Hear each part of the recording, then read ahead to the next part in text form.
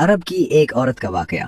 عرب میں ایک عورت تھی جس کا نام ام جعفر تھا۔ وہ انتہائی سخی اور فیاض تھی۔ لوگوں میں یوں تقسیم کرتی تھی کہ دائیں ہاتھ کو بائیں ہاتھ کا علم نہ ہوتا۔ کچھ دنوں سے وہ ایک خاص راستے سے گزرنے لگی۔ اس راستے پر دو اندھے بیٹھے ہوتے تھے۔ یہ دونوں صدائیں لگاتے۔ ایک اندھا کہتا تھا، الہی مجھے اپنے فضل و کرم سے روزی عطا فرما۔ دوسرا اندھا صدا لگاتا، یا رب مجھے ام جعفر کا بچا ہوا عطا کر۔